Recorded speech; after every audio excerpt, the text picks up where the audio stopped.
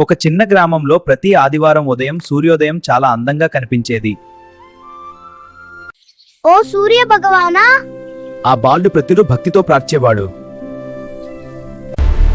ఈరోజు సూర్యుడు ఎందుకు కనిపించదు? ఆ రోజు గ్రామం మొత్తం చీకటిగా మారింది.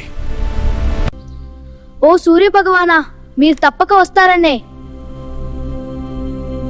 అచానక్ ఆకాశంలో ఒక దివ్య కాంతి కనిపించింది.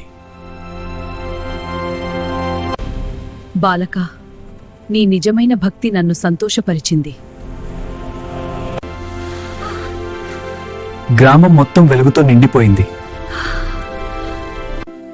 నిజమైన భక్తి ఉన్నవారిని దేవుడు ఎప్పుడూ కాపాడుతాడు. ఆ రోజు నుంచి ప్రతి ఆదివారం గ్రామం అంతా కలిసి ప్రార్థించసాగింది. భక్తి నిజంగా ఉంటే దేవుడు ఎప్పుడూ మనతోనే ఉంటాడు.